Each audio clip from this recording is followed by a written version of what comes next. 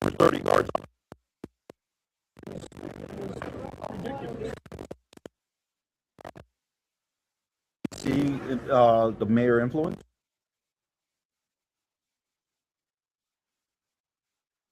How does that? I was going to say. He was the one that was part of how much security they have on stand. I think they wanted to have a mess. I know they wanted to. There's no other. But they wouldn't have had a mess if you got a group of them.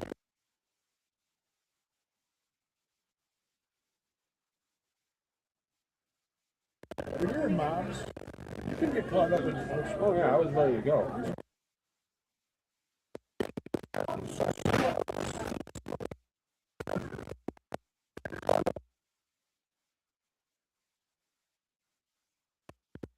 Up on that tower, there's a tower where everything is back.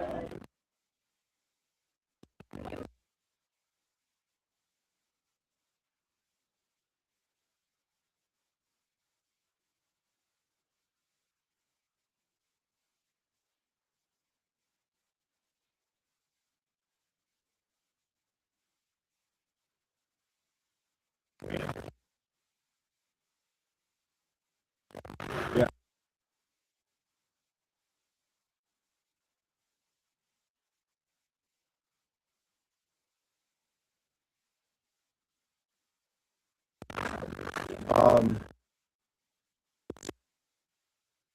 I didn't.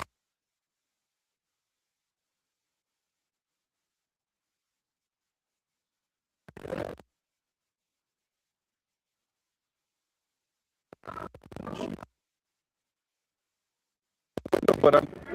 But in every, when people started to break through the barrier,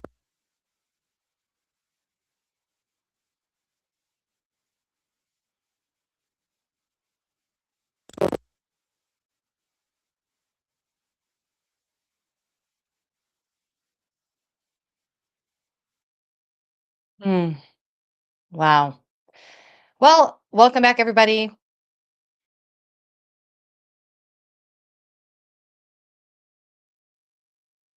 All right, welcome back, everybody. Sorry, little blip there. I want to remind you guys that first of all, welcome back today.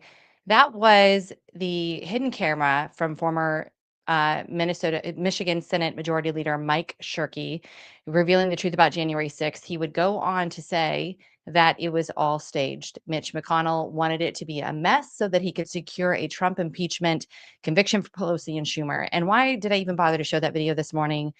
Why does it even matter? January 6th was a couple of weeks ago. Why does it even matter that we keep talking about that? Well, what he mentions at the end of that video is about one of the victims of a patriot who was there, who very much was not committing violence.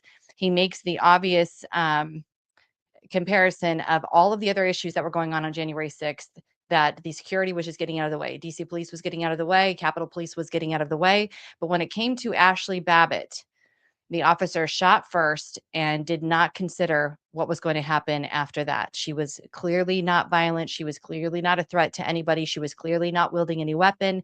Nothing that was desirable of force like that. Literally, he killed her.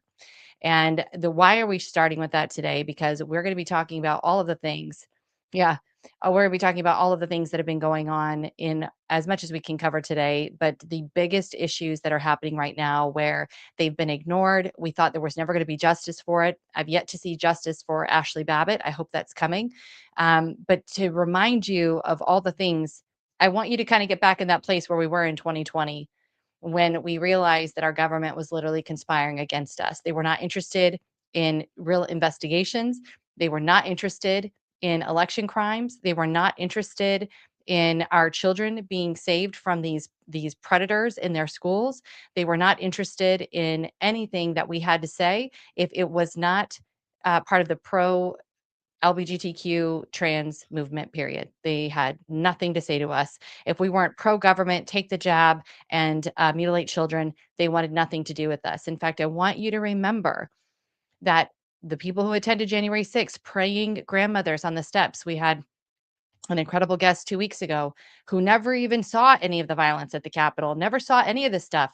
And his whole life has been turned upside down for the last 4 years as the government was able to deem him a domestic terrorist and use the Patriot Act against him and completely destroy this almost 70-year-old man's life. I want you to remember that there were people there at the Capitol that day, just as there's been parents across the country, as there's been perfectly law abiding citizens, business owners, politicians, all across this country for the last 4 years, almost 5 years now, who have been targeted by the Biden administration. But it's not just the Biden administration, it is those who are part of the deep state. It's those who are part of the New World Order, who are the world order, excuse me, the world order that was happening before President Trump was reelected in 24. And they don't like what we were doing. They really needed us to get out of the way because we were the voices that were standing against them. That's why we have the most important protection is for our right to speak freely what we think and what we believe, whether it's popular, whether government thinks it's accurate or truthful, it doesn't matter. Our speech is protected. And so there's a lot of strange things going on right now. And I want to address a lot of those. Georgia is going to be one of the biggest issues that we are dealing with today. Garland Favorito is going to be joining us in just a few minutes here. And I think it's going to be really important that you listen to, even though, we're not here for clickbait. We're not just doing 3 minutes and we nail it all down. You got to listen to the long form of what Garland's going to explain about what's been going on in Georgia. He's been at this for well over, I believe, 15 years now. And he's not new to this fight at all, but it's amazing to finally see all of the authorities, those who can do something about what he's discovered and uncovered for the last 15 years, along with our incredible experts like Ben Cotton and Clay Farik, all of these all these amazing people. I think that you're going to need to just listen, take it in, take notes if you need to, so that you understand what's going on and you understand how they have been rigging and stealing elections, not just the 2020, not just 2016, not just 2001. Hanging chads. Remember that? Hanging chads. Not just that. You need to understand, I need to understand how they have managed to do this. So when we go back and take this information to our local county clerks who are running our election machines, unfortunately, still using machines across the country. When we take it back to them, we understand fully what has happened. It's an overwhelming subject only because it keeps layering. There's more and more and more being layered on top of the things that we know have happened in election fraud. And so it's very frustrating. Thank you so much. I appreciate it. Thank you. It's very frustrating to try to break it all down. And we were having this conversation this past week with our LOF team, the Lindell Offense Fund, Cause of America, and with Election Crime Bureau, along with the great Colonel Sean Smith, and talking about how important it is for us to be able to understand in layman's terms exactly what happened. And I don't think that there's anybody better to walk us through Georgia and why this matters, why it's so significant to the rest of the country than Garland. So we're going to be bringing him on in just a moment. But I want to remind everybody where we were at in 2020 and 2021. Okay, before we bring Garland on. There was this wild man, this pillow man that was running around the country, the CEO running around the country, using his platform to say something's wrong. Something's very, very wrong. We see he puts out a movie, Absolute Truth. We're trying to figure out what in the world's going on. A lot of us are like, well, what are we supposed to do about national elections? We have no idea what to do about national. And for me, it made me zero in on my local elections. There's nothing I could do about President Trump's 2020 steal. Obviously, we all sat there and we were like, there's no way Joe Biden just won that election. Like, we were all tracking. We all know. We all knew. But when it came to local elections, obviously you should have more control. You should have more input. You should be able to have a voice in your local elections. And what we found to be true very quickly, very early on into asking questions in Mesa County and asking questions in the state of Colorado was not being welcomed. It became very confusing very fast. The details and facts about the machines were becoming very muddled by the commissioners, by Dominion staff, and of course by the Secretary of State, Jenna Griswold. And what's hard about that is when you're a citizen, okay, and you know what you know, like you've witnessed these things, and you're like, I understand what's going on here, but you're hearing the quote experts tell you that what you just saw with your own eyes, you just don't understand. Okay. You don't understand how complicated the machines are. You don't understand because you don't have a degree in tech. You're not a computer programmer, so you don't really understand. But that was exactly the issue we were bringing forward was why are we using machines that a normal, regular person cannot understand? Because your clerks are regular people. They're elected by you. They're generally just regular people that you really like. I mean, let's face it, a lot of elections are just popularity votes. Doesn't mean they are experts in the field in which they're going to be representing, because, I mean, that's fine. It's just people are electing who they want to elect. So why are we using systems that are so complicated that you would have to have a degree? You would have to be working in tech. You would have to be a computer programmer. Put all of that aside. Then the narrative began to turn after forensic images were made of Mesa County's election voting machines, Dominion voting machines that Clerk Peters had done. She had a before image done before the quote trusted build happened. And that was to secure all of the election files as she was required by both state and federal law. After that, the Secretary of State Jenna Griswold brings in a Dominion voting machine guy who comes in along with a Secretary of State guy, and they do a quote trusted build on the machine, whatever that's supposed to be. It's supposed to be an update. It ended up after that, Clerk Peters makes another forensic image so that she can compare the two images, which was fully within her authority to do so, and just see what's missing, what happened. And that, my friends, is when literally everything began. Well, when Jenna Griswold found out about that is when everything began to go straight to hell. Now, the reason I'm bringing up those reports that Clerk Peters had done is because those reports are now being used in Georgia to prove that the machines are doing destruction, that they're deleting critical information within these voting machines that are required by federal law to preserve. So just kind of, laying the groundwork again to remind you, I would just want you to remember where we all were in 2020 and 2021 and how gaslit we were being we were being gaslit by our elected officials, by our state officials, by these machine companies. And then it took a corner and it turned very aggressively into just being gaslit into literal weaponization, criminal charges against people who were asking questions, pulling licenses from attorneys who were willing to ask questions and represent people who were deeply concerned about what's happening in the elections. And then, of course, anyone who was standing by President Trump, they were losing everything. They were even being thrown in prison. So just remember, these are all the links that those who were defending the machines were going through and going to shut everybody down. The goal and the purpose was to silence everybody so that they would stop looking for fraud. They would stop looking for crimes that these machines were committing or that was being done through the machine somehow. Before we bring on our guest, I just want to encourage everybody now to hit the share button. We need to push this out. You guys all know we are on Facebook, on YouTube, and on X. We've had several of our videos taken down again by YouTube and by X.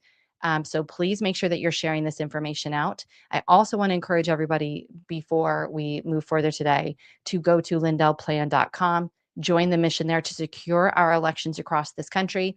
I work with that organization. I work with Mike Lindell there. And it has been one of the primary resource providers for grassroots efforts across the country to continue to investigate their own local elections and to secure their election platforms. It's one of the primary fundraisers for these efforts going on across the country. So please go to lindellplan.com today and go make a contribution and catch yourself up on what's happening throughout the country and how you can get involved. Okay. So Georgia is huge right now. In the wake of everybody going through the Epstein files and having their minds blown about what the elites have been doing for decades, which I've told you guys about. If you really want to know, go buy the Franklin scandal, read it. All the court documents are there. Get through this quick, guys. We have to get through this reality of what we've been governed and controlled by because we have serious work to do. What I'm seeing right now, I want to talk about this a little bit more later, but what I'm seeing is because of the exposure of the Epstein files, people aren't going to continue to focus on their local elections. That would be ridiculous. That would be the wrong thing to do, but it's exactly what the deep state is hoping you're going to do is pay so much attention, although it's critical, it's important. We're going to talk more about it later today on that you stop worrying about the people who are making policies in your own backyard. So Georgia is huge for this. You have to understand and remember all of the links that were gone to to shut this investigation down, to shut Garland Favorito down, to shut Vote GA down. Remember, I mean, we had it was Rudy Giuliani. Rudy Giuliani got sued for claiming that two women who were shown in a video doing naughty things, he got sued for saying they did naughty things. And it was very, it was painful. It was horrible what they did to Rudy Giuliani. And that also is being exposed now. So we're just going to turn it over to Garland. He's going to be joining us now here on America's Mom. And again, hit the share button, guys, because we have no reach without you. You all know that they shut us down all the time because we have firsthand information about everything that's going on. And we don't want you guys knowing. They want you to be ignorant, right, Garland? They want you to be ignorant about what's happening. They don't want you to understand the details because that would give you, the voter, you, the individual, the American citizen, the power over these governing bodies that have been gaslighting us for years. Welcome to America's Mom. Thanks, Sean. It's so good to be back with you. And you're right. That's exactly what we have been facing for 5 years since we filed the Fulton County counterfeit ballot lawsuit all the way back on December of 23rd of 2020, just a month after the election and within 2 or 3 weeks of the certification. And we have been fighting to see the ballots ever since, and we haven't been able to get them.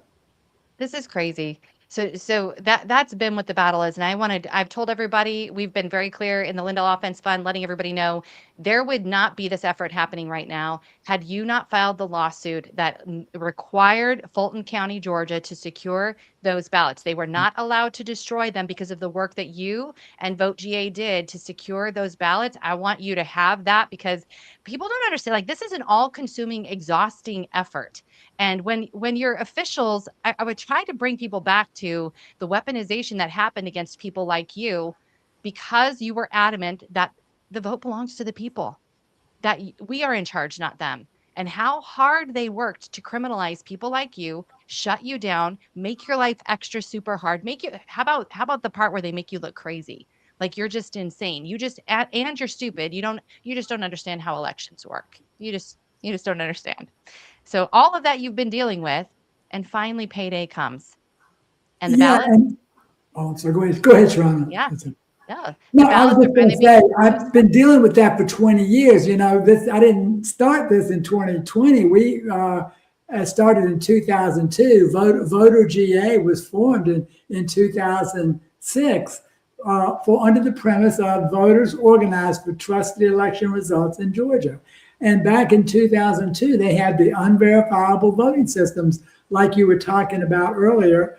And it's been wrong for 25 years. That's how long it's been wrong. So, and hopefully we can finally get it fixed. We're finally getting some breakthroughs here in Georgia. Okay, so walk us through what's been happening. Let's go back to the day that the world sees Tulsi Gabbard in a ball cap behind a corner. And for me, that's when I was like, wait, what? What is happening? Something's finally happening. What is happening? Take us back to that day and what's unfolded since then. Well, let me take you back even to the beginning, and then we'll go to that day if we have a little bit of time. So back on, it all started. We had an election on November 3rd, 2020, and we had a hand count audit. The Georgia law requires a single, at least one race to be audited every 2 years. And Secretary of State did the right thing by picking the presidential race, and he ordered a full hand count audit. But the problem was nothing ever added up. And then that's when he went into cover-up mode. But most importantly, November 14th, we had the hand count audit in Fulton County. I was there when the counterfeit ballots were found. And Susie Bowles, Barbara Hartman, we had 6 different sworn affidavits of counterfeit ballots. And the way that we knew that was it was mail-in. They were mail-in ballots. They weren't folded from being mailed. They were not on the right, written with a writing instrument. They looked like they were toner copied. They were on the wrong paper stock for a ballot. And they were voted the same way down ballot for a dozen ballots in a row. Dozens. So we knew that they were counterfeit. So we filed a lawsuit on December 23rd, 2020. And then as you said, we got a preservation order on those ballots. You'll never guess what day we went to court. This is so poetic justice, but we were in court on December the 6th of 2021, January 6th of 2021, excuse me, January 6th of 2021. And then the next day, the judge issued the order. We went to he issued an order to unseal the ballots. We were about to inspect them in 2021.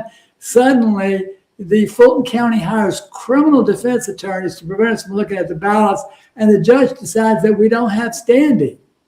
So we took that up to the Georgia Supreme Court, won the case in the Georgia Supreme Court. It came back down, and that reactivated the protective orders, and we were about to get to look at the ballots.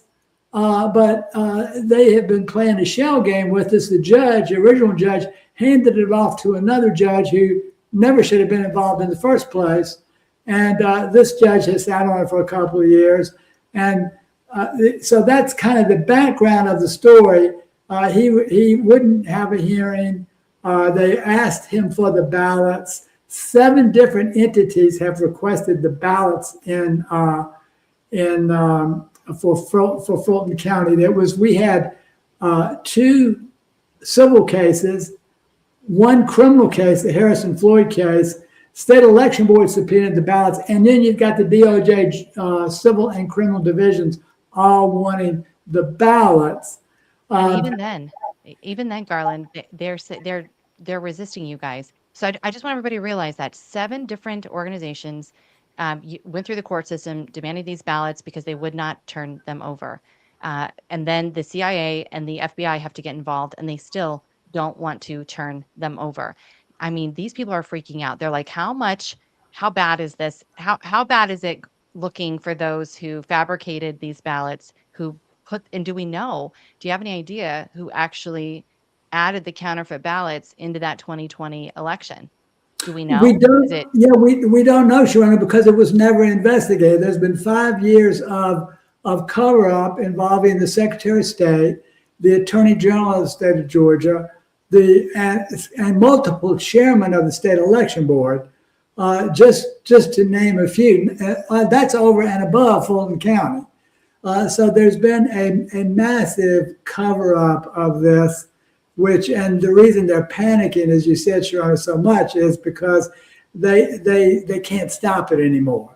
They know that there's nothing that they can do that's going to prevent this from all coming to light now. So it's pretty interesting. But that was a little bit of the background just to get you up to that point where Tulsi and the Andrew Bailey, the deputy FBI Deputy General of the FBI, came in on, I think it was January the 28th or 28th, to execute the search warrant. And they took everything that was in the 2020 cage. So they've got everything that Fulton County said that they have. So it's going to be pretty interesting to see what they come up with. And I can walk you through a little bit about what they're looking for. So the warrant, they said, there's no evidence debunk claims. So the warrant was based on 5 specific claims. I'm going to try to remember them all. One was missing records, and I'm going to tell you about, there was a ton of missing digital records. One was the counterfeit ballots. One was the fact that the counts never added up, the recounts and so on. Another was the double scanned ballots, which we know were double counted. I want to talk about that one for a second, Garland. Can I interject on that one? Sure. This is what I'm really curious about. So we know that in the Mesa County election, for example, that started all of this in Mesa County. It was the city council election. It was an April election of 2021. It was not the 2020 national election. That is not what started things there. I was running 2 of those campaigns in Mesa County. And when the results came through, it was just impossible. The outcome was impossible. And one thing that we found when some of the volunteers, Mark McAllister, who had standing, he was a candidate, he was there and present to finally see the ballots 2 years later. 2 years later, we had the same fight. We had to pay $17,000 just to be able to see the ballots that belonged to the people and determine if they had been, just to look at them. They wouldn't even let us do an actual audit, by the way. They would only let us just look at the ballots. So the guys did kind of a manual audit. And what they found was that many of those ballots had been ran through up to 4 times. So what does this mean? Because I don't understand what it means. I have the gaslighters from the machine company telling me what it means, which I don't believe them. Did each time the ballot, can you verify with the Georgia record where you've got it obviously gone through twice, that those ballots were counted twice? Is that what that would mean if you saw multiple stamps? Were they counted that many times? Yes, we know that for several reasons, and I'm fascinated about that 2021 municipal election in Colorado. So I want to go back to that if we have time. But yes, we know that every double scanned ballot was double counted for several reasons. First of all, they have audit marks on there, which equivalent, basically an audit mark is a image on the image that is an image of the cast vote record. So we know that all cast vote records were counted in 2020 in Fulton County, with the exception of 128. For some reason, there were 128 cast vote records that were not counted. So we know all of those 3,930 double scan ballots were in fact double counted. The absolute, at least at a very minimum, 3,802 of the 3,930 were double counted. But more likely is that all of them were double counted. But I'm trying to give Fulton County the benefit of the doubt here, whether or not they actually deserve it. I mean, we want to err on the side of caution, right? We're going to err on the side of caution. Right. They only did as many double ballots as they needed to make sure Biden won in the county. Okay, that's all. That's all they did. Nothing more. Nothing in excess. Just they limited themselves. Don't worry. So going back to your point on the 2021 municipal, which I'm really interested in, but all those double scan ballots were double counted, and I think you can easily prove that with a forensic analysis from some of our friends like Walter Daugherty and Jeff O'Donnell. They will be able to look at the cast vote records. I'm assuming they gave you the cast vote records. I guess that's another question. They finally were made accessible to the public at the beginning of this last year. We had a county commissioner that was elected to the board that watched all of this nonsense happen. She believes in full transparency and finally posted the CVRs publicly. And actually, yes, you are correct. Doherty and Jeff have both worked on the last report. And the last report is very damning, and it shows an excess and an uncertainty surrounding over 5,000 votes. And that, where do they come from? And I'm guessing that's what I've been so confused about, was because there's multiple stamps on these ballots, does that mean they were counted that many times? And the office, the clerk and recorder's office said, no, they just went through adjudication. They just had to go through adjudication several times. That was the excuse that was given for the multiple, obviously ran through the stamps that are on the ballots that show it's been processed up to 4 times. That's what they said that was an adjudication stamp. Well, interesting that you mentioned that. So you would never rescan a ballot if it went to adjudication. You would simply adjudicate the scanned ballot. That's it. So you know that they lied to you right there. That's an absolute lie. You don't rescan an adjudicated ballot. You just adjudicate the image that exists.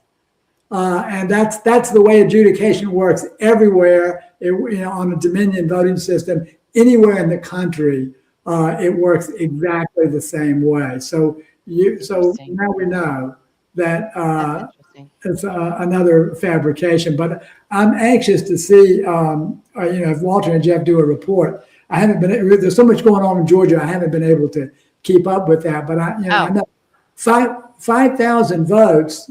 That's a lot of votes in a municipal election. And I mean, more than enough to swing the outcomes, by the way. The 5,000 number is more than enough to swing every single outcome in those elections. I don't want to get too off base. We need to discuss what happens next in Colorado because we can't let go of what happened there. Tina Peters is serving 9 years, which is literally a life sentence for her in prison right now. And she obviously, again, weaponization. I mean, to the point of throwing your adversary in prison is pretty insane. Pretty insane. But let's get back to Georgia for a minute here because everybody's wondering now. So the FBI has now taken all of those records. They're now hopefully going to have the talent because then again, Garland, I start to worry about do they have the talent there that can actually audit these ballots correctly and do the work correctly? What do you think? well, the good news is, Joanna, that they already have the facts, so they know what happened. They have, gotten evidence, and obviously they're using our evidence for those 5 categories that I just mentioned. So they know what happened. The only question is, was it criminal? Was somebody or some group of people behind this that made this happen? Or was it just a series of amazing coincidences and accidents that repeatedly happened over and over in the 2020 election in Fulton County? I think we all know the answer to that question. Mm-hmm, mm-hmm. And how will they prove that, you think? Well, I'll give you an example of something that they need to look into. We've since found out that there's a group you're probably familiar with, the elections group, which at that time I think was Ryan Macias, and there was another individual involved. I think it was Mark Pendergrass or Mike Pendergrass, I can't remember. But so the elections group was running logic and accuracy testing, signature verification, the audit, and the reconciliation that is really crazily messed up. The elections group was running all of this without the knowledge of the Fulton County Election Board. And it's these 4 areas in which all the problems occurred. Logic and accuracy testing occurred after they had started the election, number one. They have admitted they never did signature verification as they were supposed to do. The audit never matched up. There were 6,691 double reported ballots in the audit. And then the reconciliation came in after what I call post-certification ballots.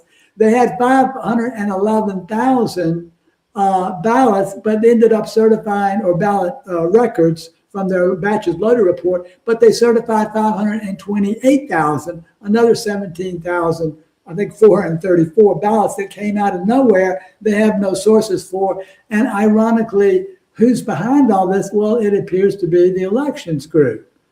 So that's a place that I think the FBI should start looking at. Well, they probably won't start there, but they'll probably finish there. But that's certainly something that would be of interest to not only every voter in the state of Georgia, but every voter in America, because it's a federal election and because the election groups is in different states. And I think they were actually doing some things in Colorado as well. Well, that's what I've heard. I've heard Colorado's getting the shakedown right now, and they're running scared. They're not wanting to participate in Kristi Noem's event coming up here in Arizona because they're shook. And it's an interesting thing. Before I say this last thing, Garland, I know you have a lot going on. I want to know what do you think is the ETA on this? Finally, hopefully we start seeing arrests, we start seeing judicial moving through this, literally taking this serious, all the things we were promised we were going to see, right? Because we know what happened. When do you think that's going to really start? How long will it take them to assess all this information and get it into a pack that allows them to move forward on prosecution? Yeah, it's a good question, Sharon. I would be speculating if I knew, but I don't think that it's going to take that long because they already have all the evidence and they're extremely aware of the evidence. Mm-hmm. I mean, so the main thing that is left to do is to basically determine whether it was criminal or not. The FBI is doing that.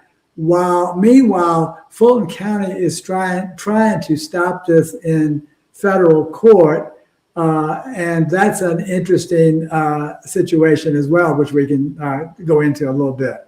It's kind of we've got about 2 more minutes. Wrap me up with that. What's going on with the federal court? all right. So the Fulton County is trying to stop this. They have made a lawsuit. The plaintiffs it's interesting to know, are the chairman, Rob Pitts, the county commission, the board of elections, and the county itself. They've just added. They're making First Amendment and Fourth Amendment claims. They're asking for the judge to rule that FBI return the ballots and not look at them. It's in a federal court. But the interesting thing about this is none of them have standing. You don't have standing if you're an agency. If you're making a First Amendment or Fourth Amendment claim, that is for individuals who are citizens. Right. And none of the agencies have standing, and the chairman does not have standing either because he doesn't have the ballots. The only person that has standing is the clerk of the court, and she does not want to get involved because a clerk of the court is a neutral party. So she is backed off of this. So they have no grounds. So we'll see what Norm Eisen and these other folks are going to try to do to get around that. They're going to have a really, really tough time. Even a corrupt judge, I don't think, can rule for them in this case. How the tables have turned, huh? Yes, and it's about time. It's been 5 years. Well, that's exactly where we need to end this conversation, because that's what we've been waiting for. We've been the hunted, and finally those who have been wielding this government authority recklessly and to protect their own interests, as you've experienced in Georgia, are finally facing the same scrutiny, and I hope a little bit of fear in their heart that they're finally going to get caught, because it's about time. Yes, they are scared. Mm-hmm. It's very, very evident, and they should be. Because of people like you and Voter GA, thank you guys for standing firm and never abandoning this cause. Over 20 years you've spent trying to secure the election platforms in the great state of Georgia. And Garland, we just appreciate and applaud you. Thank you for being with us. Thank you, Shauna. We appreciate you for getting the word out for us. Thank you. Oh, wow. You know what? It's just unbelievable, isn't it? What I was going to say is Kristi Noem, of course, is holding a special election event in Arizona. And of course, Colorado's been invited. The governor, the really cool governor who just runs around in blue tennis shoes and a cowboy hat, being really, base, first openly homosexual governor. He's so trendy, all of that. He's afraid to go. And so is Secretary of State Jenna Griswold. In fact, they actually wrote a statement letting the public know that they're concerned. They're concerned about showing up there because they don't know what the motives are of the administration. It's really something to be on that side of things where you're not sure what your government has in mind for you. Isn't it an interesting place to be? And I think probably another person who understands how that feels would be the Mister. And he thankfully has time to join me today. And so, I mean, you've been listening in on what we're talking about and what's going on here. Isn't that interesting? Isn't it interesting that the Colorado government is, they're not sure what the administration has in store for them. And so they're not sure it's safe for them to travel right now and go to Arizona. Well, as you put it, am I coming in okay? Can you hear me?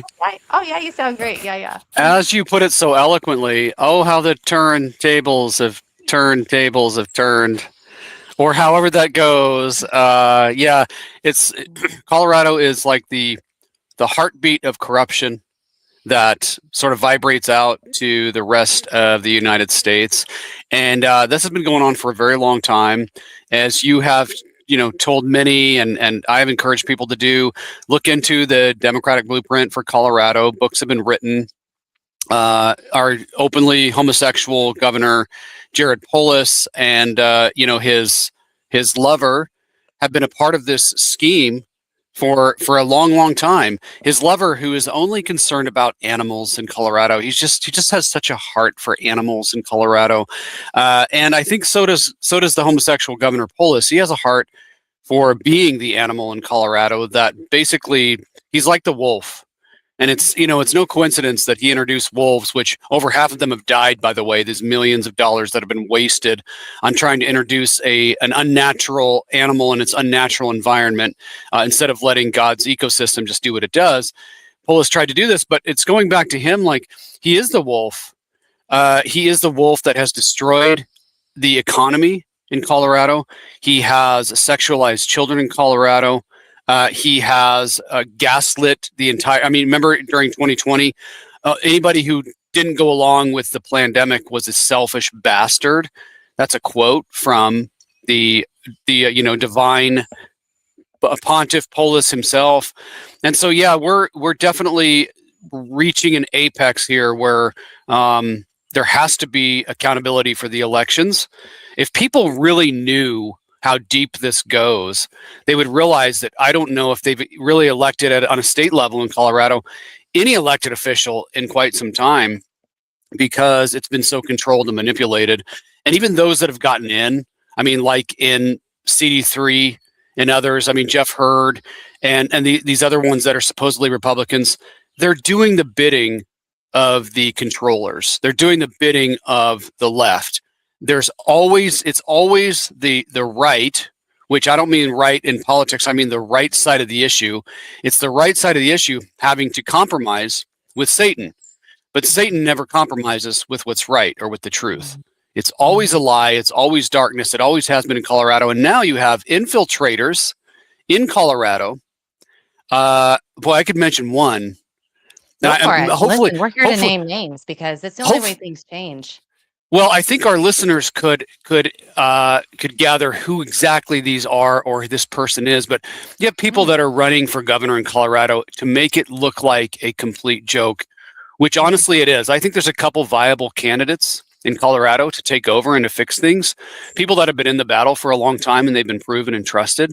But when you have certain influencers, quote unquote, in Colorado jumping into this, it's so pathetic. It's so laughable.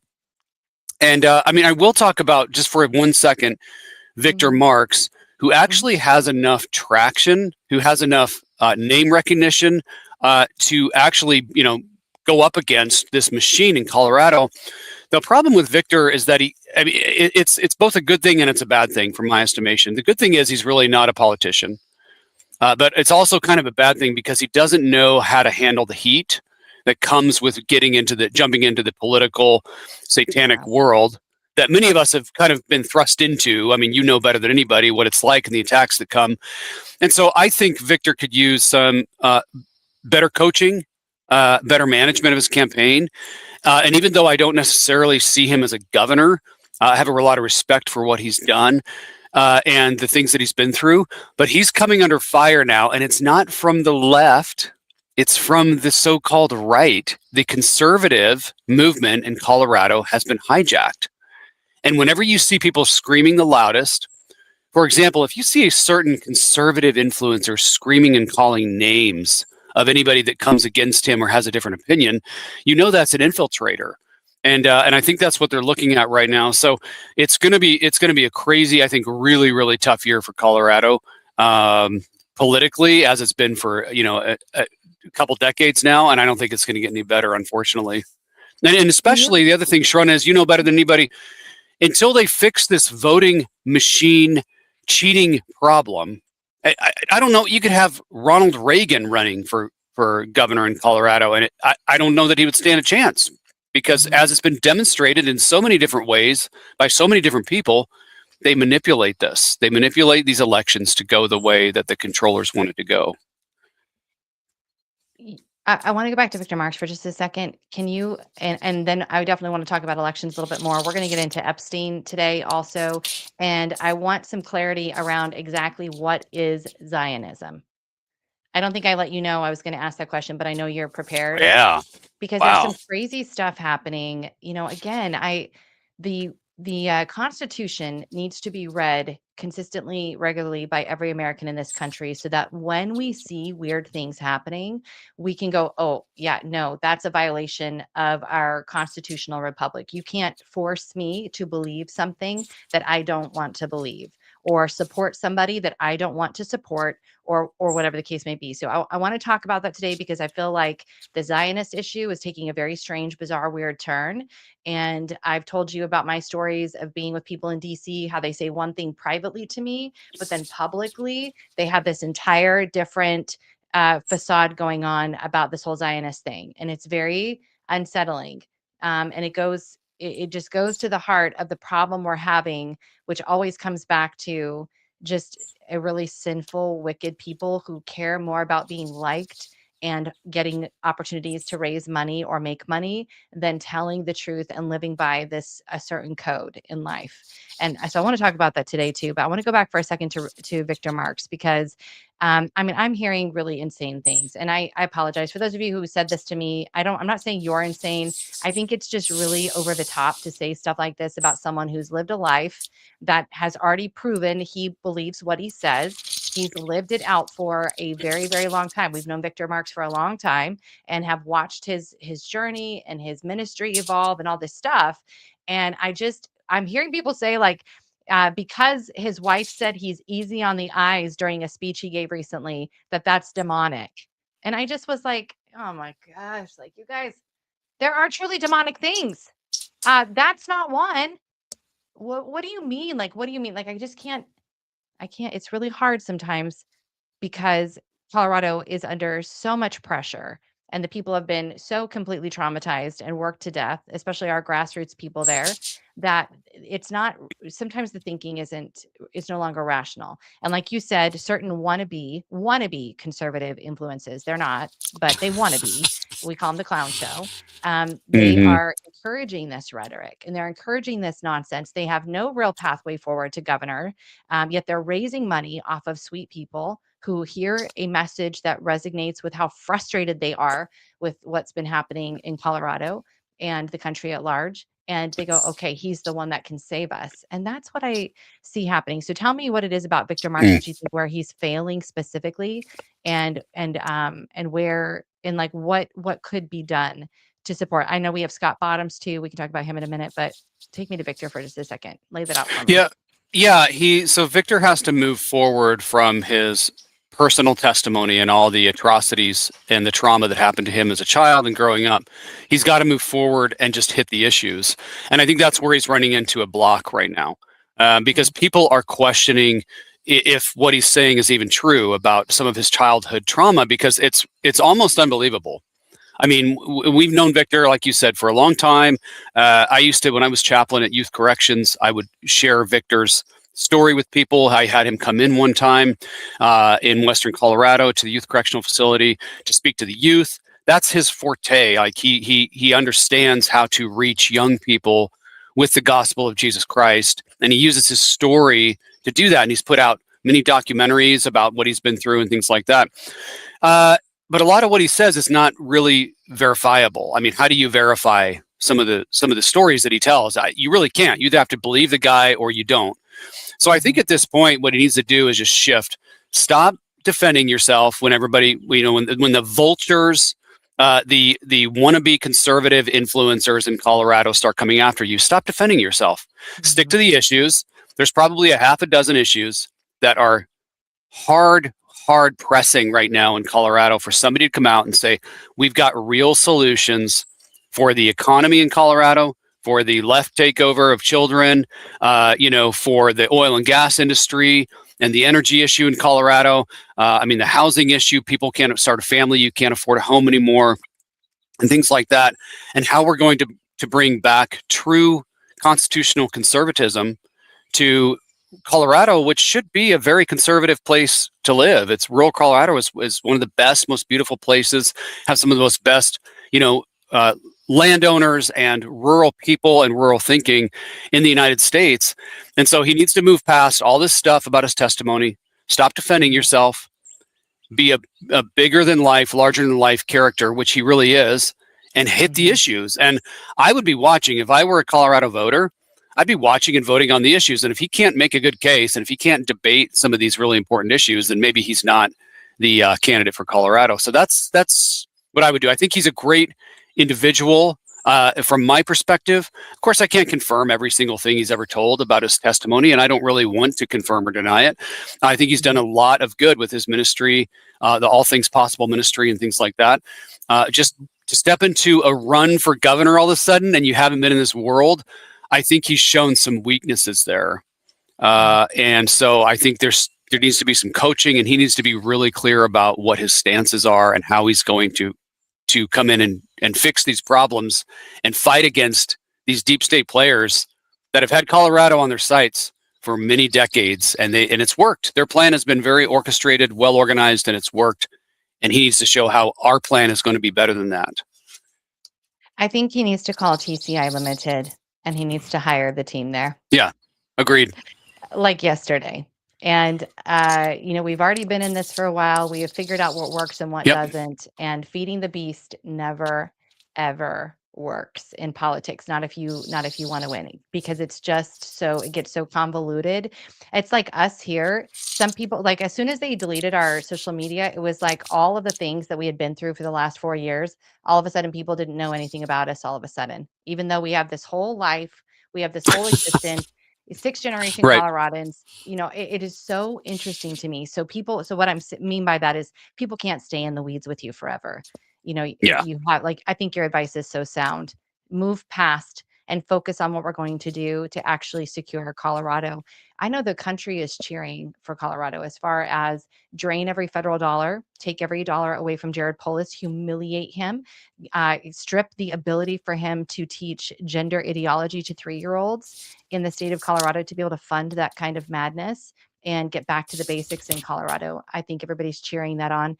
I want to give a nod to Scott Bottoms. Representative Bottoms has been an aggressive fighter in the House of Representatives on behalf of parents and protecting children. He's backed by the National Association of Christian Leaders, a national organization. He's got a lot of friends in Washington. And recently, he broke the story that he has been working with the FBI to expose a child sex ring in the Colorado House, Senate, and Representatives. And I want to know more about that, because that was the first I had heard about that like 2 days ago. And this is public knowledge. I saw a quick little thing online. Want to have Scott come on next week, Representative Bottoms come on next week and talk to us about this, because we all suspected it. Tay Anderson, hello. Tay Anderson, who sits on the Denver School Board, who for months we were hearing stories out of Channel 9 about a child sex ring, very much like the Franklin cover up, like Boys Town, USA, where he was taking these children who were in foster care, allegedly, and he was pimping them out at these parties. Hickenlooper supposedly was a part of that, allegedly, and nothing happened. He was found innocent of all these things. And this poor girl who came out publicly and sought help, we don't know. I haven't heard from her since. Haven't seen anything about her. I've looked and looked and looked.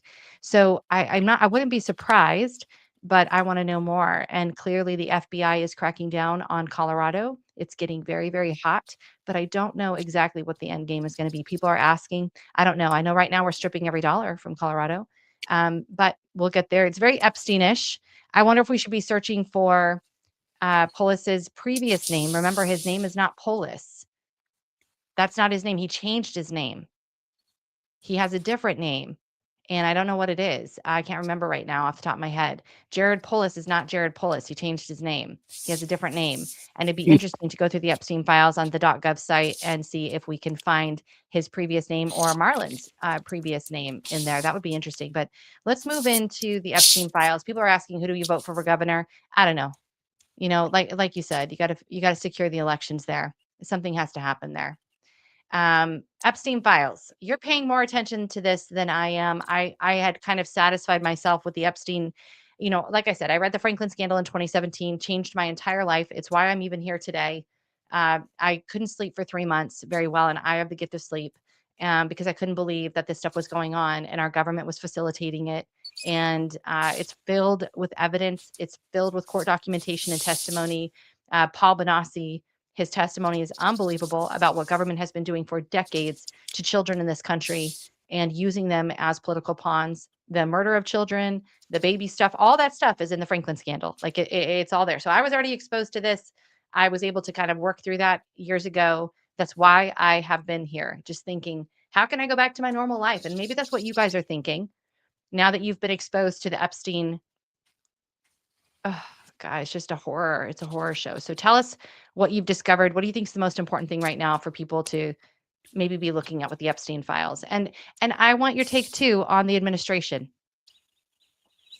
Yeah, I think so. Just generally speaking, I think the most important thing right now is for people you don't need to go through every single thing and watch, any unredacted videos or, pay attention to the specifics of what they're doing. You just need to know that it's true. It's true. What we've been saying for years is true. The world is being run by an elite group of pedophiles.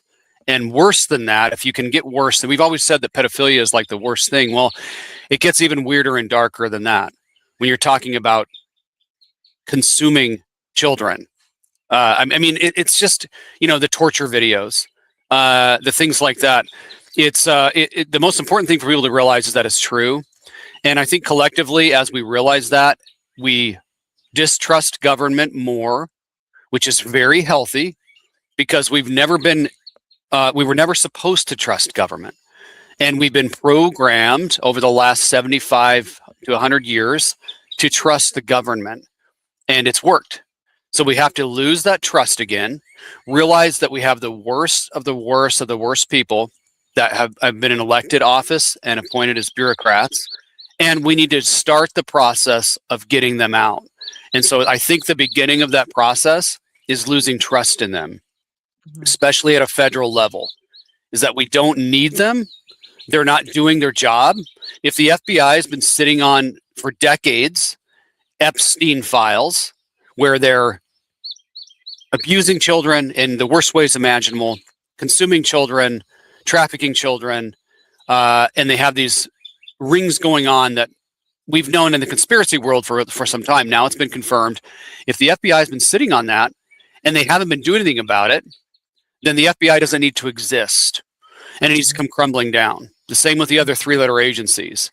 And then also, something important that is aside from all the atrocities and the disgusting, thousands upon thousands of children that disappeared and gone into this network, is that what the other things that are coming out are things like they're literally playing games with the American people. And this is coming out in some of the correspondence, even between Epstein and himself and others, is that things like the halftime show that they put before the world to say, you choose. There's this good halftime show and there's this evil one, and you have to pick a side.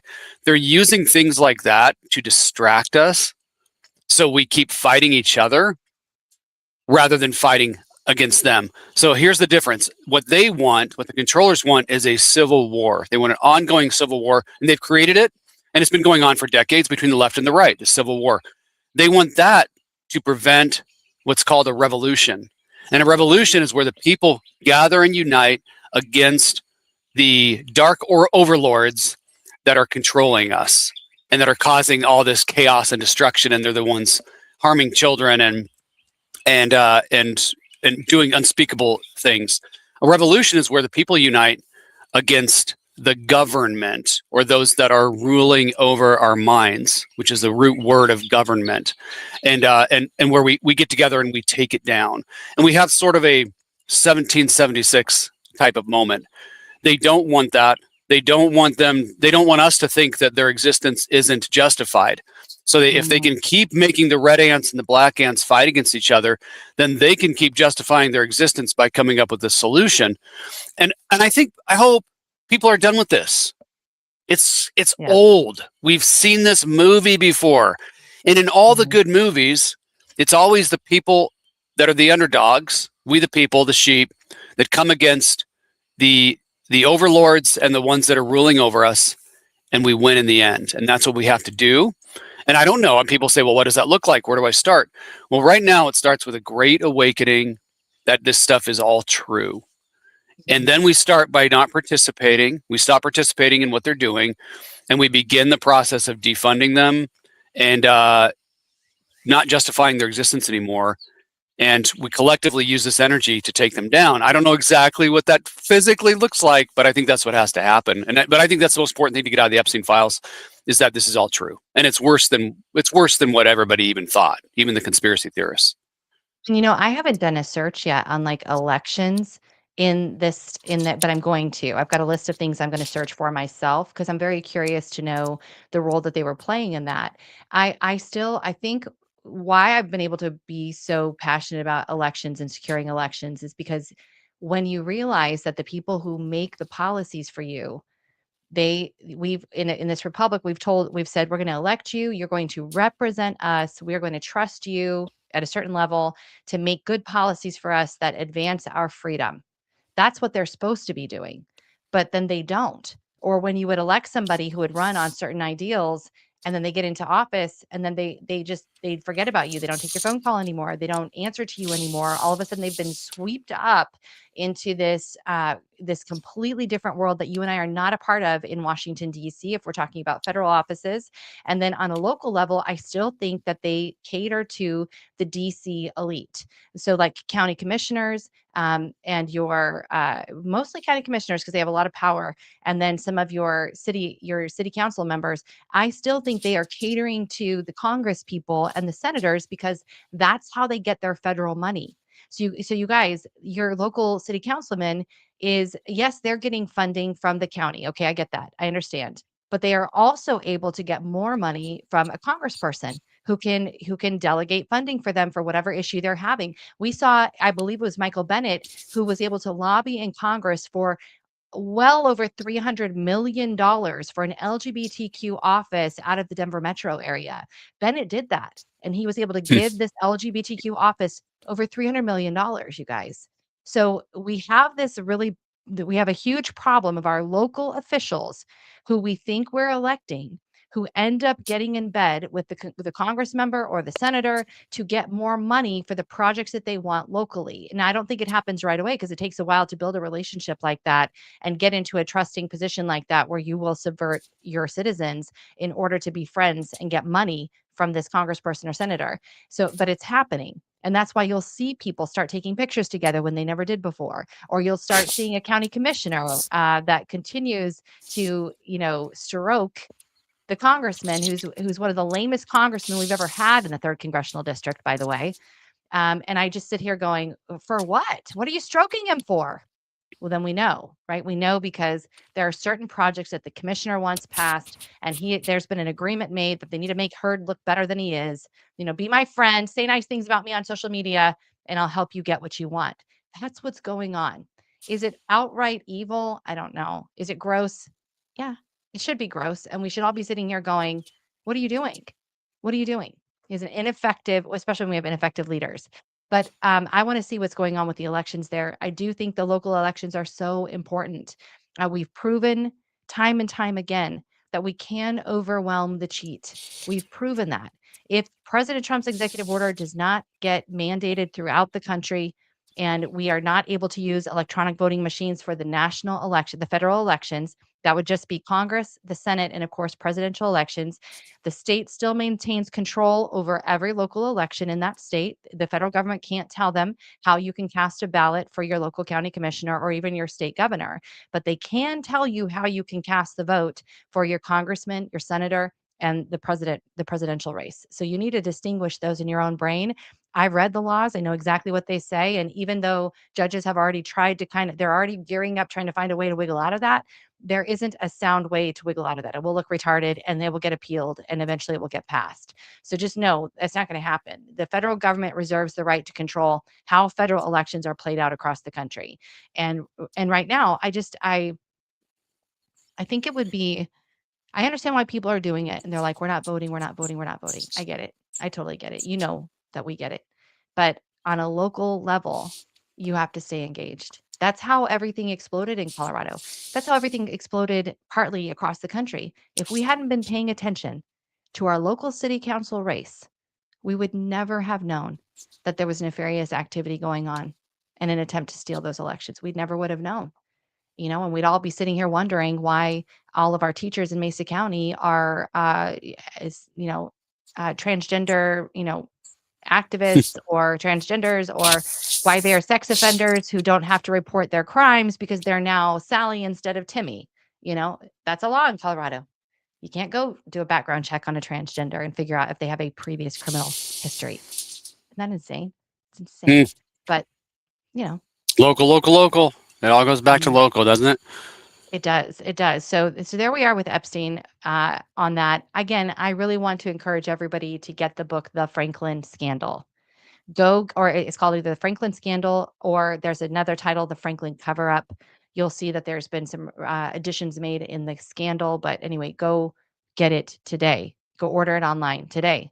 And that will tell you everything you need to know. And instead of plodding through and listening to 60-second reels, please just go get the source yourself. Just I know it's horrible. But I want to talk about Zionism. So there's been this crazy thing going on right now, the Religious Liberties Commission that President Trump assembled together. It's full of people from every religion, every background, Scientology, Islam, Indian religions, whatever. I'm sorry, I don't know what they're called. Christianity, Catholics, all of it, Jews, everybody's on there. Okay. There's representation for like every single religion on this committee. And this past week, a lot of the videos went viral. I was getting text messages from people in government telling me this woman is on there saying Israel doesn't have the right to exist, and Israel, we don't acknowledge Jews, like crazy stuff. And I was like, they can't possibly be saying that. So finally, I had some time the other day after I was done working. I'm like, okay, what is going on? And I watched the hearing. That is not what was said, by the way. I just want to say that up front. The villain in this situation, I want to say her name, and this is where, Neil, you're going to do some educating for us today, because people don't know, because we've never been forced to choose before, okay? And now we're being forced to choose again. First, it was the bathrooms in 2020, where we all had a social policy and understanding. If you don't pass, you don't go in, okay? If you're a dude and you don't look like a chick, you're not coming in the bathroom, right? Like that was just socially understood. You get the crap beat out of you, or we go call the police. Or if you clearly passed and you're clearly, then nobody said anything, right? It was a social understanding. Well, now here and that, and you all saw how that blew up and how it has led to the craziness of what we're living through right now. I'm not saying it was bad to ban boys from girls' bathrooms. I'm just saying this is what the government does. Now we're being forced to choose about the Zionist thing. So just to give you a little bit of history, so everybody knows what I'm talking about, there is a California. Let me just make sure I say this right. This is Carrie. I don't know who she is. Carrie Prejean Bowler. Apparently, she was Miss California, and apparently, she's very trusted by the president because she was put on this commission, and she is Catholic. Okay. Now, she was removed. She says she's not been removed. She says Dan Patrick, the lieutenant governor of the state of Texas, by the way, this is a big deal. Texas has made some serious laws in support of Jews. You can lose your businesses and your licenses if you are anti-Semitic in the state of Texas. That is no lie. If you're showing any kind of public display of anti-Semitism, they can strip you of your business licenses and your ability to work in the state of Texas. Okay. So Dan Patrick, there's this heated discussion on here where Carrie Prejean Bowler is asking the question of, if you are not a Zionist, or if you are an anti-Zionist, are you anti-Semitic? That's the question she's asking. It is very important because laws are being made across this country that will land you, like I said, stripped of your businesses, maybe put you in jail, maybe give you a criminal history, maybe get you kicked out of university, whatever. Laws are being made across the country that if you are displaying anti-Semitic behavior, rhetoric, whatever, you're going to be punished. Okay. So she wanted clarity on this. Is being anti-Zionist the same as being anti-Semitic? To which I might add, they said yes. So just to protect the millions of people across this country, Neil, who don't know what Zionism is and don't even know if they're anti or pro, can you please explain to us what we are no longer allowed to not believe or believe in this country, or we are now anti-Semitic?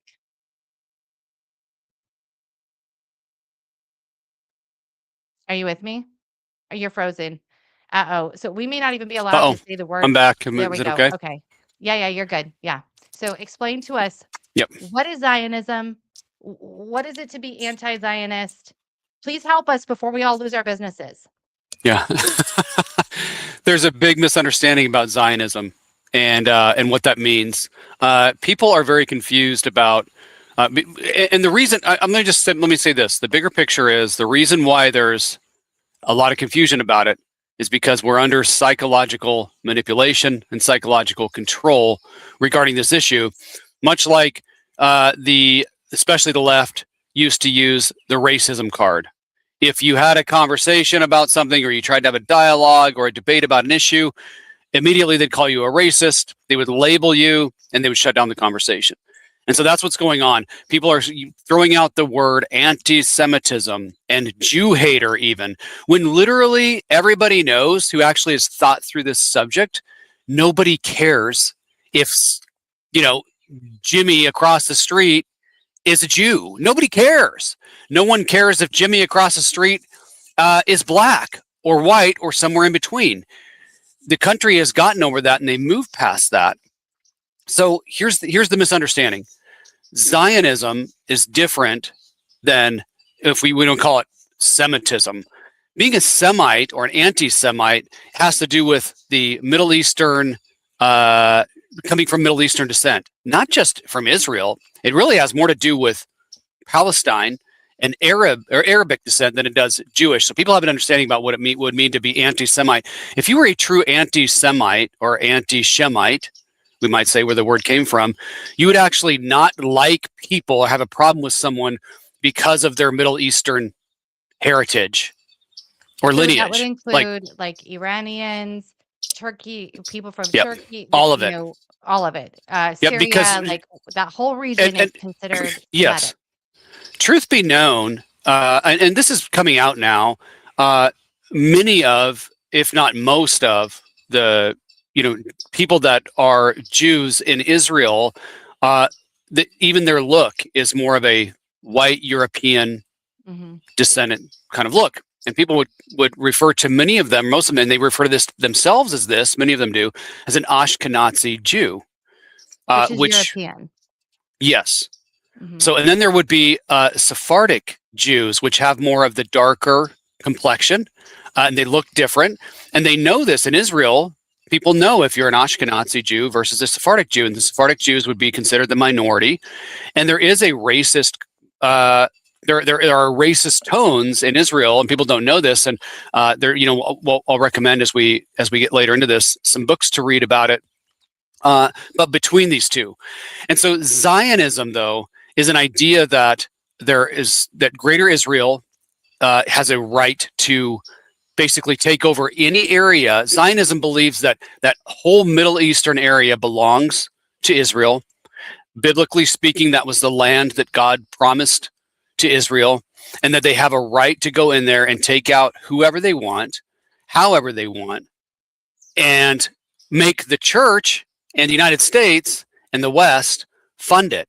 And Zionism also comes with this idea that if you don't fund it, and if you're not pro-Israel and basically taking over this, becoming Greater Israel, then you're an anti-Semite. And it's just silly. It's really stupid. It's mindless. People don't know what they're talking about when they throw out this word.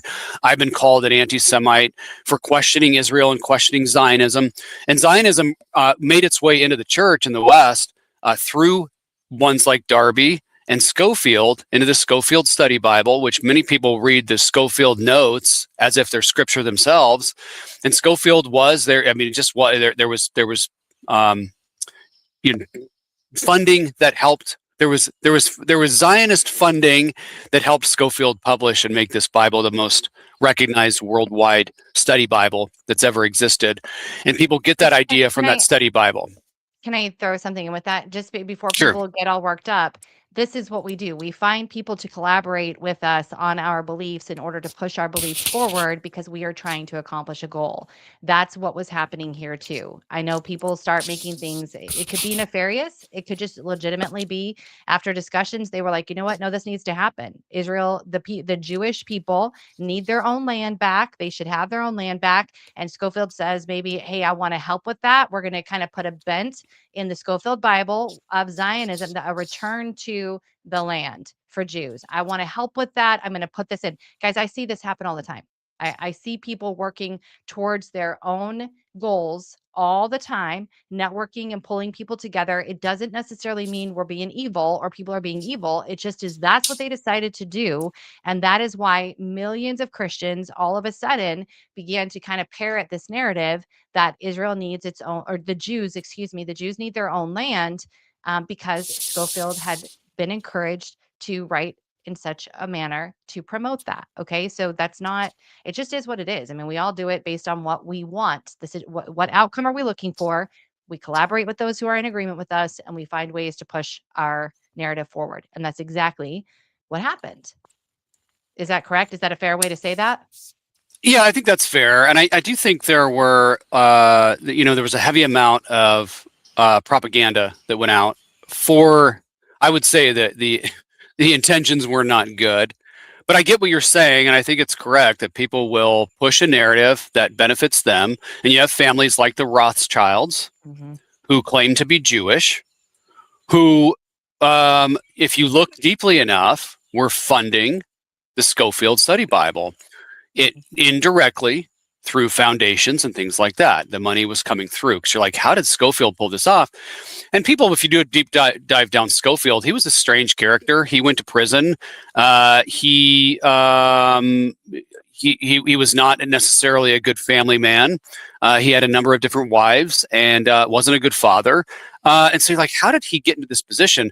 So the history and study of Schofield is actually very interesting. Instead of just getting a Bible and trusting because we trust the name Schofield, you really ought to look into who he actually was, because that's not really debatable. It's not conspiracy. It's just going down the path of who was this person and why was he so heavily involved in forming Christian views in the West about Israel. Because prior to that, there was a lot of peace in the Middle East. Prior to all this happening, prior to the Balfour Declaration, prior to the 1900s specifically, and if you look at even past Bibles that had maps of that area before Schofield, you'll see that the area wasn't even called Israel. It's really interesting to look into. So we're not questioning Israel's right to exist as a nation. We're not questioning is somebody a bad person if they have Jewish lineage and all that. We're not questioning biblical promises that God made. It's none of that, and it's silliness to talk about it. What we're questioning is Israel today the spiritual promise of blessing that God gave to Abraham in Genesis 12? Does that apply to the Israel today? And if it does that mean Israel should be funded, given endless money for war machines to take out whoever they want to take out, in order to just completely demolish places like Gaza and to control the entire area of Palestine and to wipe it out, and as some modern day Zionist pastors have said, make a parking lot out of these areas for Israel.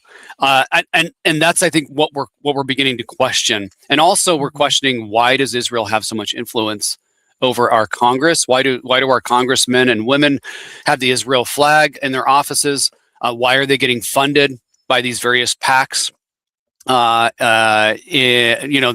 money that flows from the taxpayers into Israel, back into the pockets of our Congress people? That stuff is good to question, and we need to be questioning that. And I have, of course, a lot of views about, biblically speaking, what Israel is and who Israel is, and we can get into that now or later if you want to.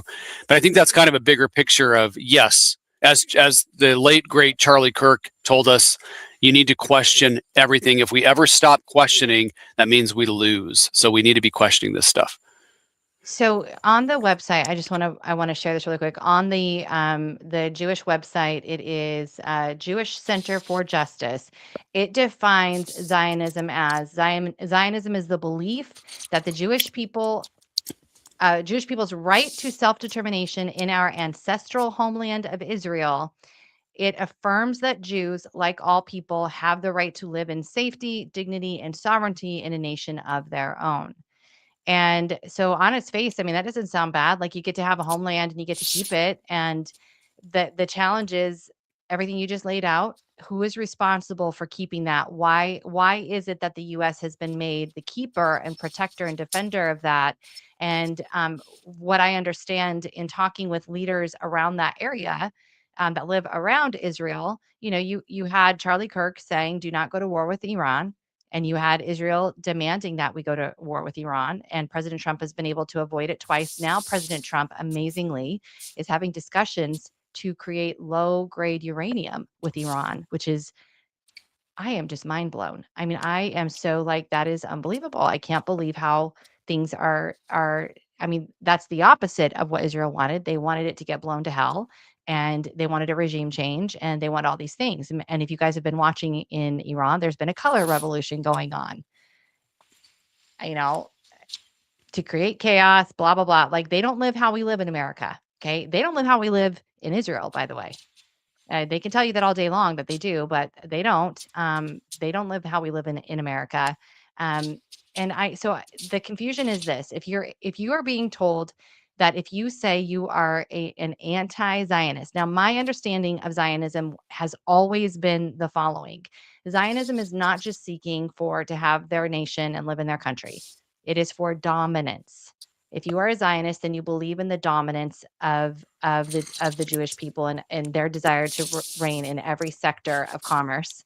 And that's been, I don't believe in that. I don't want to be dominated by any other country, any religion, anything else. In America, we self-determine.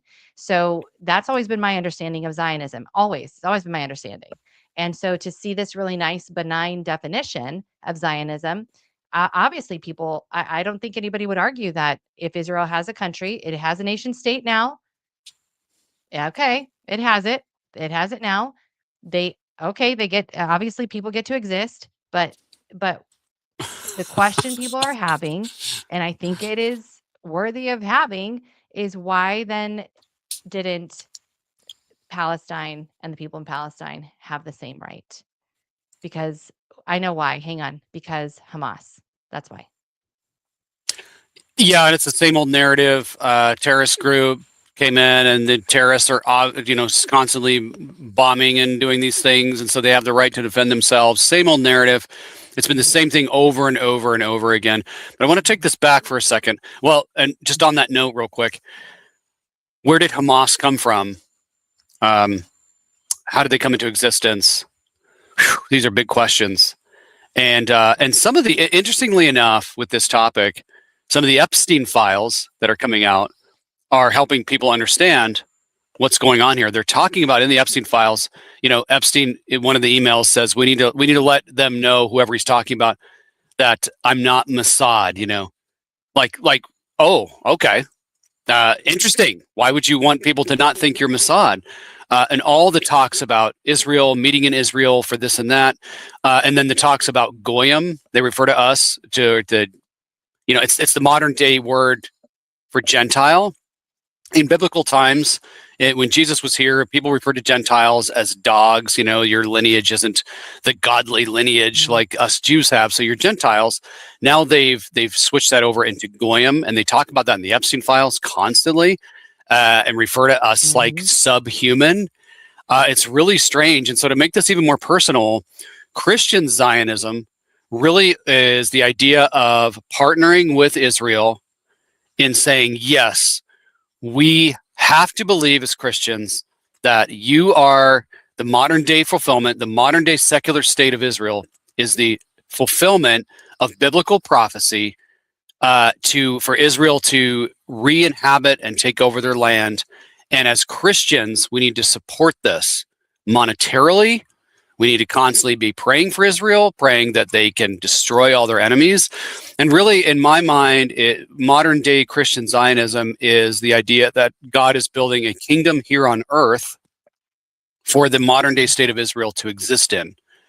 And that goes against so much in my head, but specifically two books in the New Testament, Galatians and the book of Hebrews, which were written specifically to Christians to inform them, like, you cannot mix Christianity with Judaism or with what we now call Zionism, which are two different things as well. There are Jews that are practicing Jews that are against modern day Zionism. And there's lots of things, you can look that up, lots of interviews with modern day Jews who do not believe in the goals and the mission of Zionism and Christian Zionism.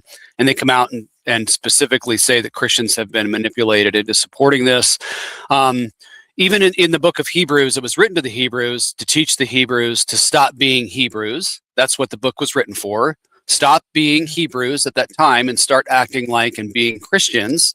Even in that book, it says that Abraham looked for a city whose builder and maker was God, a heavenly Jerusalem, not one here on this earth. So Zionism says, and it's really hardcore toward Christians, modern day secular state of Israel is a fulfillment of biblical prophecy, and you need to support it. And if you don't support it, you're an anti-Semite.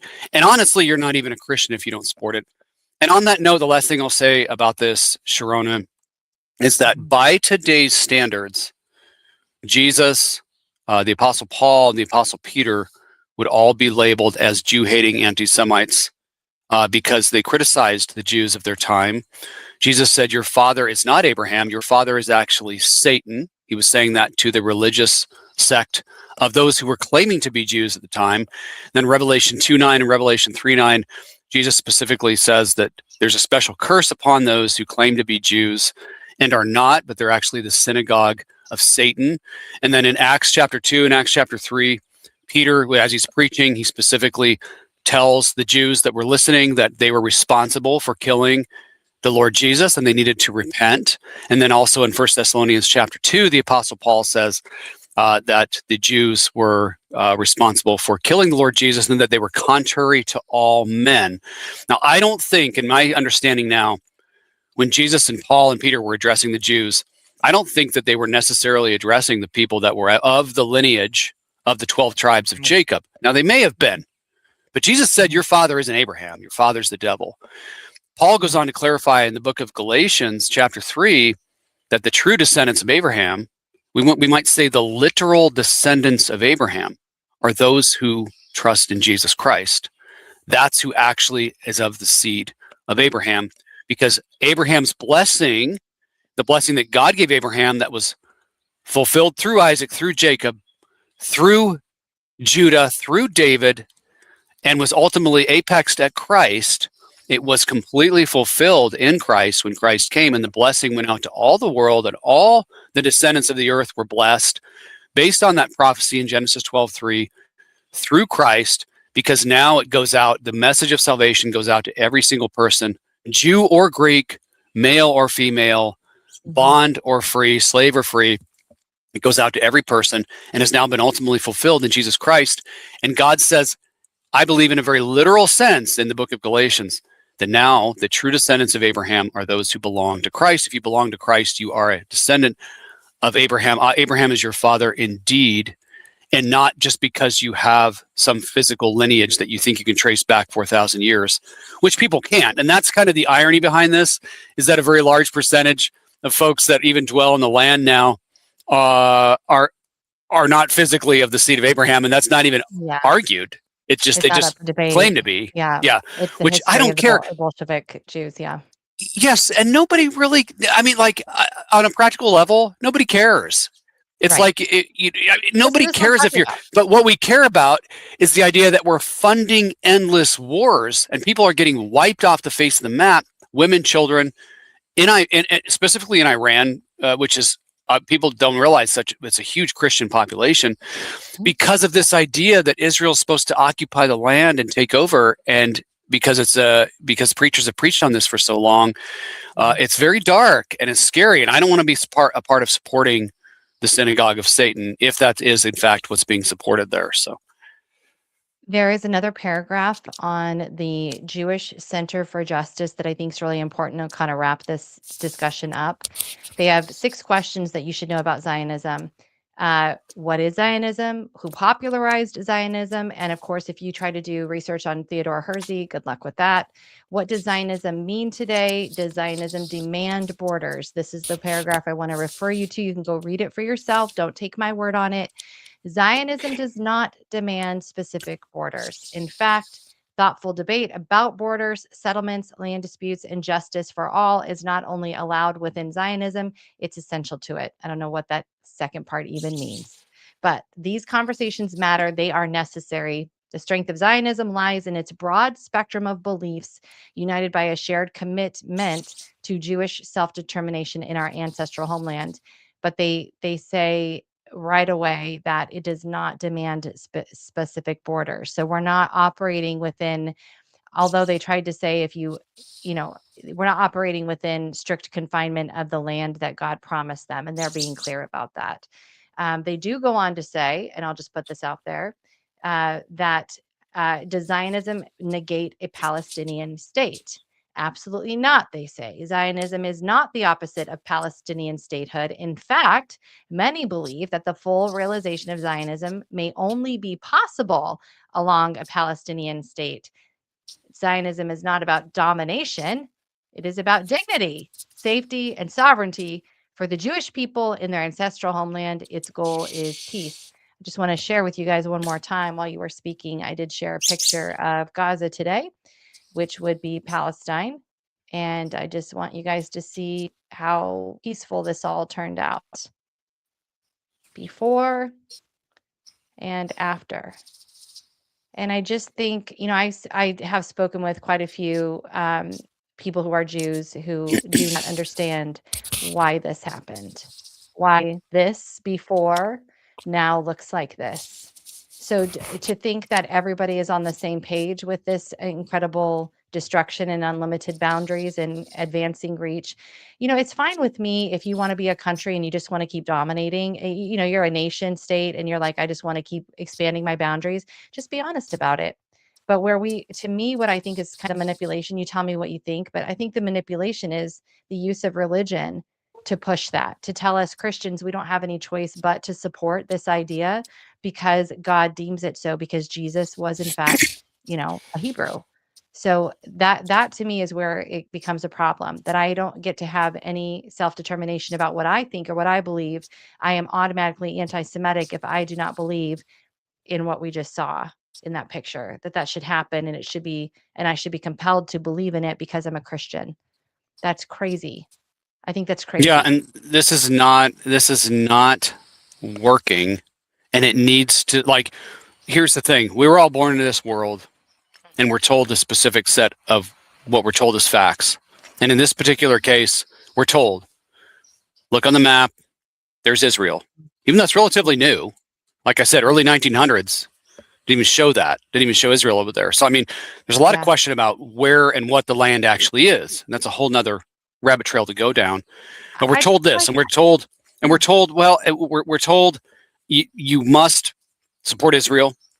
This is Israel of the Bible, because the name Israel matches Israel. I mean, because they named it Israel, this is why, and you must do it. Like, most of us wouldn't care if this weren't being pushed on us. We would be caring more about milking our goats, our local communities, raising our kids, making sure we have food to eat, participating in our local churches. But because we have this influx of just constant, just news about Israel and the Middle East, and this is what you're supposed to do, and this is how you're supposed to think. And then you have the uniparty coming together, and this should give people a big red flag. When the uniparty, Hillary Clinton is talking about, you must support Israel. And, then the other side, Ted Cruz is talking about, we must support Israel. Like, hold on a second. Something's really weird here. But we got this influx, and it's like, really, as Christians, if we just had the Bible and we had our own divine intuition and the Holy Spirit guiding us, we wouldn't come to any conclusions that we've come to now about what we're being told. The only reason we've come to this because somebody other than us is telling us this is what you should think, this is how you should believe.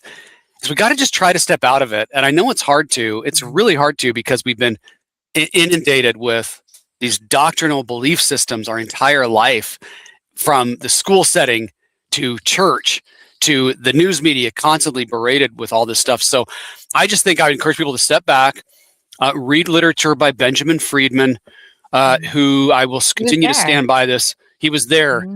He worked in, 4 different administrations in the U.S. He understood what's going on. and he has a different perspective on it. And he was a Jew, self-proclaimed Jew. And so this is from his perspective. So read some other literature. And we got to stop trusting in the 30-second TikTok and Instagram clips and spend a couple hours reading a book, watching some older documentaries about this stuff, and thinking more deeply about it rather than just trusting everything that's said, even from the pulpit. I think we're starting to learn as some of these mega churches start falling, whoa, these are just like spokespeople for the new world order almost. It's really strange what's happening. So we got to start trusting our own divine intuition. Oh yeah, and influencers and all that stuff. Yeah.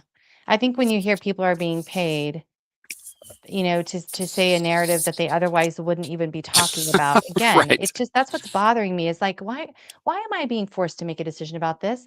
I want to be able to do what Martin Luther King said, judge a person, each individual person, by their actions and what they're doing. Why do I have to make a decision about an entire group of people? Why am I being told I can't think about what I believe about Zionism? Why am I being told and why do I know for a fact that Christian organizations are working in tandem with big tech to silence all oppositional speech about Israel online? All oppositional speech. Even though this website says, hey, Zionism doesn't mean that Israel claims to be flawless. We're just not allowed to talk about the flaws. Whereas I can talk about the flaws of Russia, I can talk about the flaws of Ukraine, and there are so many. You guys have heard me talk about how corrupt that country is. I can talk about the flaws of Romania. I can talk about the flaws of Belgium. I can talk about the flaws of every country in this world. But I know for a fact that right now, you cannot talk about the flaws, even though they say it on their website you can, but we actually can't, because they're working together to shut down all free speech online that even questions. You guys, it's not even like you're saying mean things. It's that you're questioning that there may be something going on. So I know for a fact they're working with big tech and Meta to do that right now. And that's not right. Like, to me, it goes back to when I was when I grew up Southern Baptist in Grand Junction, Colorado, and our pastor, it was when all the LGBTQ stuff was first starting. The parades were just starting, this like mid 80s. And in my mind, I'm like, we need to shut that down. We need to stop that. I wish we had, by the way, but whatever. Anyway, he was like, no, you can never silence an American's right to speak about things, because as sure as you shut them down, they will come for you next. That's how I grew up being taught. Like, I remember the conversation because it was so counterintuitive to me. And he was like, no, we don't silence people's right to speak. No, because as soon as you do, they'll come for you too. And Christians won't be able to speak. That's how I grew up. So to watch what's happening right now is crazy. Like, I didn't know that you had to be a Zionist. This is all news to me. I don't know why I have to think about it. That's what's bothering me. Now, and it's just, you have to think about the bathrooms. You got to think about. I know. You got to think about Zionism now. It's another huge psyop, and we just need, as long as we're aware of that, like we just need to be standing above it and watching it rather than be in it, participating in it. And once you're able to stand above some of these issues and kind of watch it, I'm just going to give a stupid example, like the halftime show. While everybody online were bickering back and forth about it, and it got ridiculous. I was standing above that, just watching it. Like, I'm not participating in this. This is ridiculous. And here's why I didn't participate, because I know that they want us, they're shaking the jar of red ants and black ants, and they want us to be fighting over these stupid issues and going back and forth about it. So I just decided, in this case at least, I'm not participating, I'm standing above it and watching. Once you do that, you go, wow, those red ants and black ants look really stupid on both sides. I'm sorry. And it's kind of like this Epstein issue, watching Pam Bondi, who in my opinion made a complete fool of herself, and then watching Trump defend her. And everybody knows when you watched her, you're like, this is ridiculous. But you know what? She's not the only one that looks like a fool. The left also looks like a fool, because some of the left now in Congress are like using this to pretend like they're morally virtuous, and they're really concerned about these Epstein files all of a sudden. It's both sides, and they both look ridiculous. And the less we participate, I think the more we break free from this weird little matrix we're in and come out of it all. The left is playing on your virtue, conservative Christians. Please Always. don't let them do it. Don't like their stuff. Don't do that. Like we're not going to trade, a devil for another demon. Like we're just not like. Please Yeah. stop. Please stop. Raskin will have us all in prison. Remember that he's keeping a list of all of us right now. That once Trump is out of office, he plans to put us all in prison. Okay. So those of you cheering him on, you have short memories, and that's the problem. We have short memories. So whoever is saying the soundbite that sounds the most correct in our minute brains, we jump on their bandwagon. I can't let the Pam Bondi comment go without addressing one thing real quick, because the hearing, in my opinion, also was a train wreck. And I hate to say it, it was so bad. It was so out of touch. I wanted to read this statement from Patrick Bet-David. I thought it was the best one. I sent it over just saying, please read this so you understand. So remember that Pam Bondi is not a parent. She does not have children. Okay. So for the majority of us who are outraged about Epstein, it is because we have children and we're looking at this through the lens of a parent. And I thought Patrick Bet-David really summed this up the most. The Epstein files have become the biggest black eye for this administration. There are very few issues that unite Americans across politics, religion, and income levels, but protecting kids is one of those. The last 3 administrations failed to address this. There was an opportunity to finally confront it head on. The attack, deny, never apologize playbook does not work when children are involved. Okay. None of what's happening positive in the country matters if kids are not protected. It's also true many on the left are more focused on taking down Trump than protecting children. Otherwise, this would have been a priority 20 years ago. So please keep that in your minds. I added that. Still, this has been badly mishandled when it comes to kids. Transparency and accountability are not optional. Major fumble. No other way to say it. That's the position I'm taking as well. Yeah, Was- I agree. We got to be careful about falling into the Hire us, please. oh, what's that? Hire us. I just need them to hire us. I need them to Oh, hire yeah, us. yeah. Yeah, hire us. We got to be careful about falling into this it's either or. I mean, both sides are screwed up. I don't understand what the Trump administration did with this Epstein stuff. I don't get it. Trump came out and said it was a hoax. I think what he was trying to say to his benefit was that it's a Democrats operation to try to take down or to pin all this on Trump, try to take him down, when actually they're the ones that are like 75% guilty in this. But we know that this goes on both sides. So Trump said there was no list. I mean, first he ran on, we were going to release a list. Then he said there was no list. Remember early on when Pam Bondi first got in, remember the comment she was making informally at that restaurant where she's like, oh, we've got thousands of stuff, things that were, and then all of a sudden they don't have anything. And then Kash Patel comes out and says, there's nothing that implicates anybody. We don't have any information in the Epstein files that would implicate anybody in child trafficking. And then they release the files and there's tons of implications, but they withhold the people. They accidentally release the victims' names in some cases, and then they withhold the guilty parties' names for whatever reason. It's been a fiasco, and I think it's been a huge distraction. With that being said, we absolutely should not move on from this, as Trump has told us to do. Like you can't move on from this. If these things are even 10% true, it all has to be dealt with. You can't just move on. And Pam Bondi lost control of her emotions and didn't answer any questions.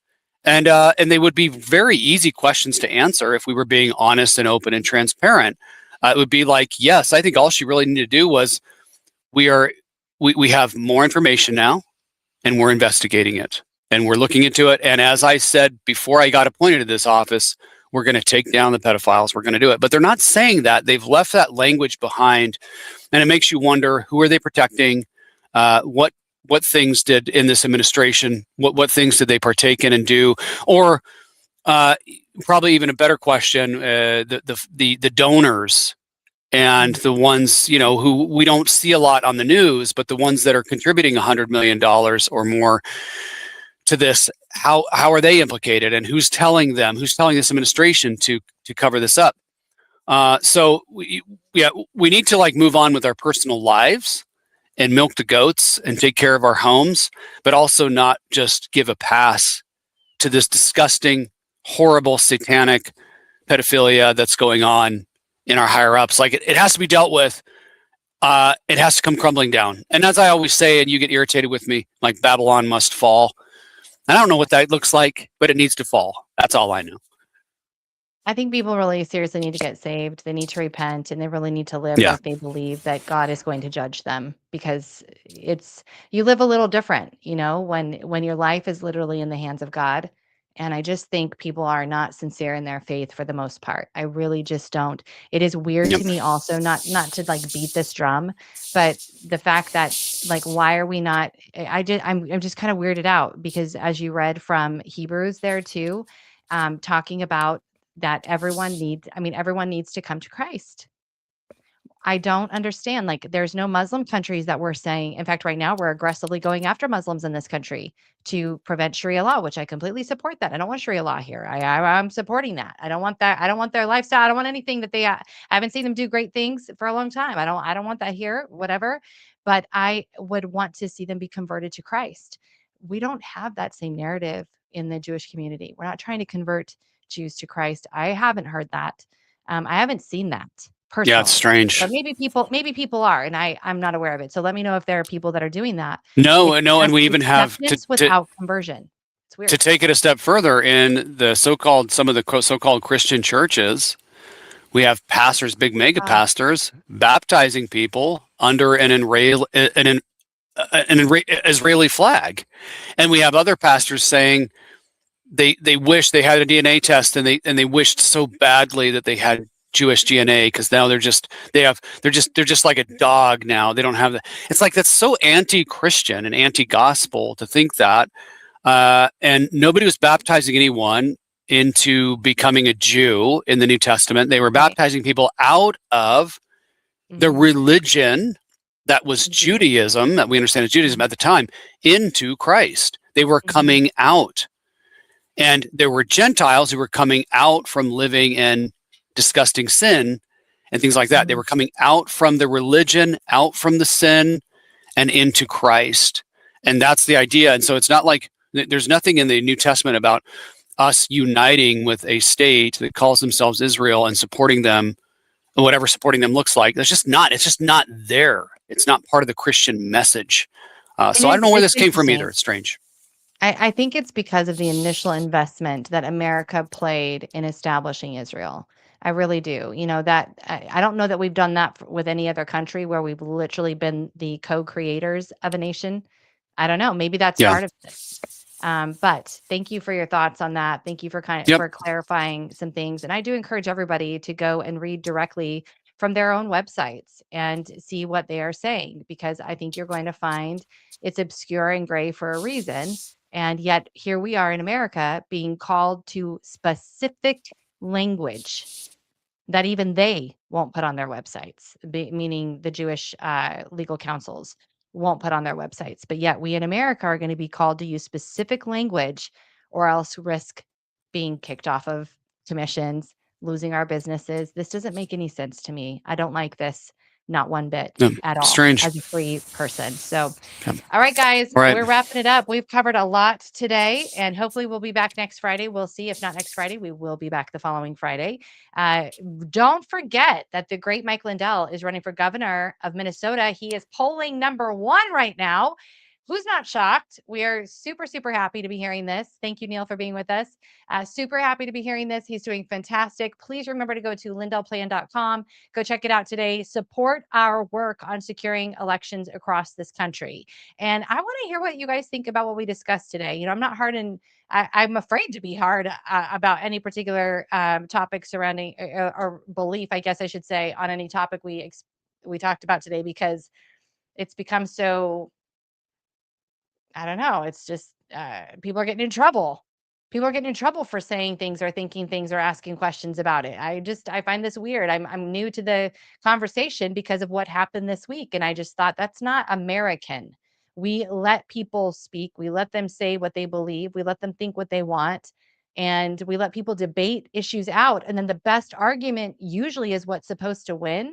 So I just don't like this part of what's happening right now. I think it's weird. I think it's strange. I don't like it. I'm not going to have my kids be put in jail because they didn't understand a topic and they said something not quite right. That's what they do in China. This is weird. I don't like this. I guess it's what they do in Russia. I don't know. Maybe they do it there. I don't know. Anyway, we are a free country. We are free people. Make sure you live free. Stay that way. Thank you guys for being with us today. LindellPlan.com. Go there today. Sign up, be a part of things. And please, please sacrifice your Starbucks today and give a contribution to LindellPlan.com. And let's keep these efforts going on across the country. Thank you guys for being with us. Have a great day. God bless.